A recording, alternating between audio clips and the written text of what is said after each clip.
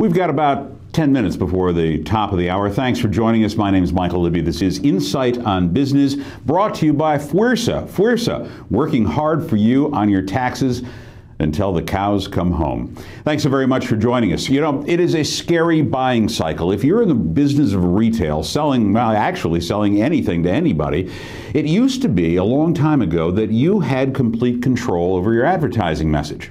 How was that? Well, you went out and you did a radio ad or a television commercial, or you did a print ad, and then you simply pushed it out to those individuals who were your target audience. Sometimes everybody seemed like they were your target audience. The radio salesperson would come in and say, okay, we have this segment of audience. The television guy would come in and say, okay, we have this segment of audience. You can go ahead and put your ads there, and then the newspaper and the magazines, and on and on and on it goes. And you were in pretty much control of everything that happened with your advertising message. Well, guess what? Kids, those days are gone.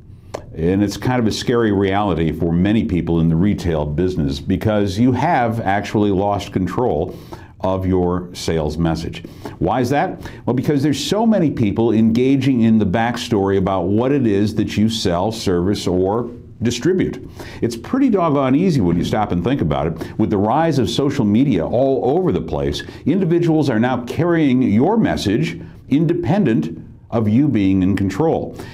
And what else that has done, it has lengthened the buying cycle. It used to be that if you pushed an advertisement out, whether it's print or electronic, people would see that and say, I think I might get that. They might ask one or two of their friends, so what do you think about the self-weasel winding torque inducer that Libbie's trying to sell us? And you might say, well, hey, we've used it, we like it, we've used it, we don't like it, whatever it has. And so you had limited amount of information about that product or service. Now that's all changed thanks to social media. With social media, what happens is people have this conversation about your goods or services independent of you controlling the message. That can not only lengthen the buying cycle, but it also gets scary for retailers. So what can you do?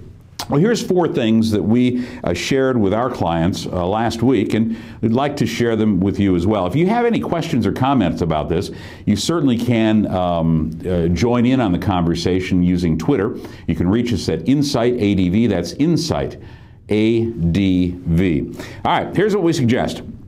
Because people trust their friends more than what they trust your advertising. It's true. Only 10% of the people are moved to trust relative to canned advertising, but that number skews way high, almost 55%, when people are doing peer-to-peer recommendations. So, what do? Well, because people trust other people, what you need to do is start communicating with those individuals using as much social media as you possibly can. Encourage positive conversation about your brand, product, or service among those connected in the particular social media area where your customers hang out. Now, if you don't know where your customers hang out in what social media strata, it's time to ask. And who do you ask? Well, you ask them if you don't know. And it's a pretty simple request. You can do it all kinds of ways.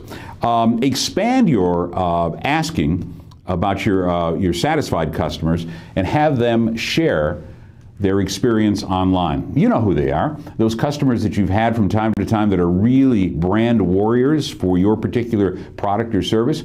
Ask them to go ahead and share their buying experience with their friends. And you can do that, of course, if you've got a Facebook page, or if you're on Twitter, or they can comment on your blog, any number of things. If you're a restaurant, or you can ask for positive recommendations on Yelp. All of these kinds of things help push your brand outside of traditional market advertising.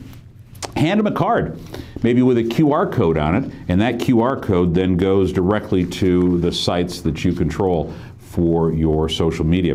If you've got a brick and mortar store, expand your voice there with shelf tags and point of purchase items that explain where you can be found. All right? Give them the opportunity, even while they're shopping, to give positive comments on your whatever you're selling. You know, I was in a restaurant not too very long ago, and they had this really nice menu. It was all done in-house, and was talking about how they valued their customers and all of these other types of things, but absolutely no indicator on that for me to comment with social media about how good their service was or how great their products were or anything else. So make sure that you have some kind of a point of purchase hint where people can go ahead and utilize that social media trend that you're particularly following. Also, be responsive. Answer those questions, kids. If somebody's got a question online, make sure that you respond to them. You know, even so much as to make sure that you return those phone calls from time to time when people have a comment or a question about whatever it is that you're selling, and then encourage people to do the same thing. Answer them online and offline. What do I mean by that? Well, let's say you've got a question about a service, or you've got a really nice boost about a product or service that you're doing. Somebody's saying something really nice about you. Don't limit that conversation just in the telephone call between the two of you. Go ahead and ask the customer if you can share that experience with others. Expand your base. That way, you not only build up a whole sense of friends on the social media side and on the new media side, but you're also building a reputation that you, in part, still control, much the way you did when you were utilizing traditional media. All right? There you go. That's the retail buying cycle, how it's expanded and what you can do to help control the movement. This past weekend here in the Des Moines metro area, there was a grand opening, and this grand opening was absolutely wildly successful.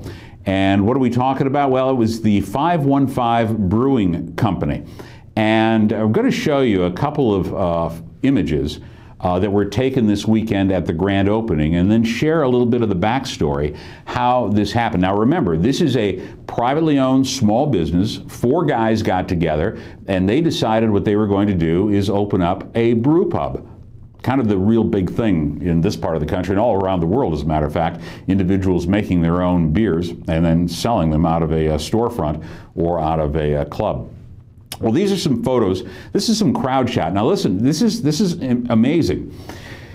People started lining up. They opened up at 3 o'clock in the afternoon on Saturday. People started lining up at 2:30 in the afternoon on Saturday in order to get into the 515 Brewing Company. And this is a shot about 10 minutes before the gates opened up at 3 o'clock on Saturday, and you can see that's it's a pretty good crowd. What you can't see from this photograph is that it actually winds around in back of those cars where the people are standing. Maybe on the far right of your screen you can see some folks standing way back there. Well, that line went all the way down the parking lot. I'm not sure what the fire marshal says how many people can fit in the 515 Brewing Company's space on Swanson Avenue, but there was a huge crowd. Meanwhile, so this is what's going on inside. Look at this. This is a huge crowd for the grand opening of the 515 Brewing Company.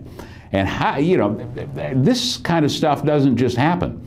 I mean, all of these things that you're seeing, from that outside shot to this interior shot of what went on Saturday afternoon, is just the tip of the iceberg, because there's a whole way that they got here. And I can tell you this as well, ladies and gentlemen. Here's another shot.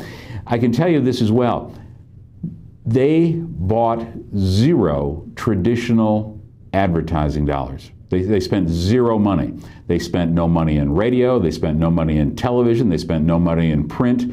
This was all homegrown. And this is the grand opening crowd on Saturday afternoon. And it also, by the way, spilled over into Sunday, I understand. So, how did they do that? How did the 515 Brewing Company get this done? And then the lessons that you can take from this example on how you make it work. All right, here we go. First of all, you've got to have a plan.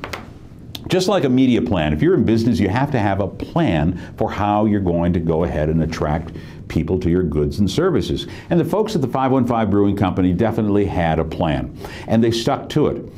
Long before they opened their doors last week, they started having experiences online about their brewing company. Long before, not 2 days, 3 days, 4 days, 8 days, 5 weeks, but months before they opened, they were sharing information online about what was going on. So they had a plan, and then they executed that plan. They also then delegated it.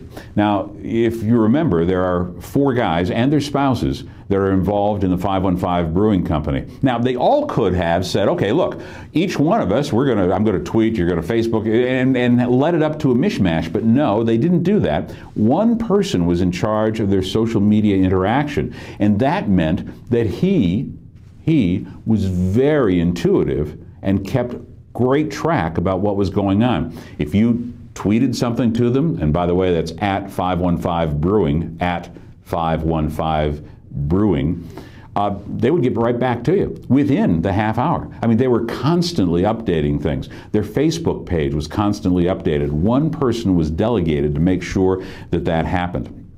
They also, number 3 of this is they engaged social influencers. Individuals who could influence other individuals about what was happening with the grand opening. So long before they opened for good, they were connecting with people who are social influencers, people who could influence their friends and neighbors. And you know, even though all of these guys are relatively young, the crowd shots that we saw, it was across the spectrum. These weren't just young people. They weren't old people. There was a whole mix of individuals there. And they were all there, brought about not only by the social media work that they were doing internal to 515 Brewing, but also the influencers that 515 Brewing picked to go out there and be assistive. And then finally, and I think this was really kind of cool, if you're trying to draw a crowd or build a crowd, they had several soft openings. Long before the grand opening, over the past couple of weeks, just to figure out, and remember, they've never done this before. Never. Never been in the restaurant business, never been in the brewery business, never been in the retail business. These guys are all in businesses outside of the restaurant and entertainment industry. So they had several soft openings before they had their grand opening, just to get the feel of the thing. And you know what else they did? Not only did they do that, but they also went to competitors, other individual brew pubs out there, and said, hey, look, would you also help us with this process?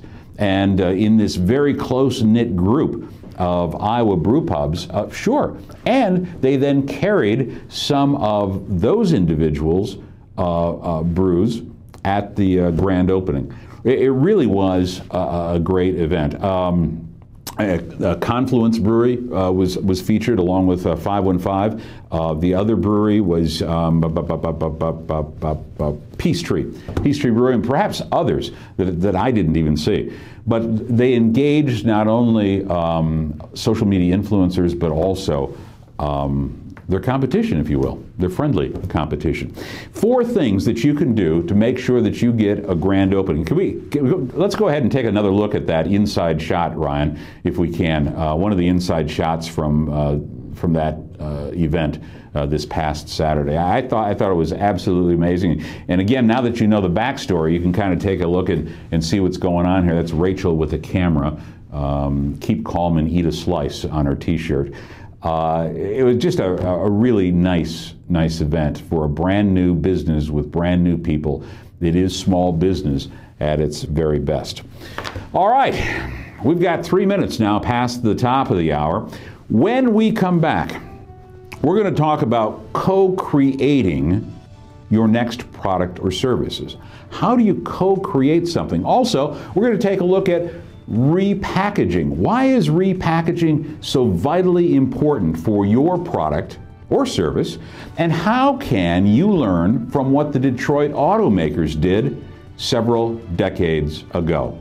All those stories and more, and our special guests coming up, Desmond Adams and Susan Judkins. We're going to be talking about the business side of politics.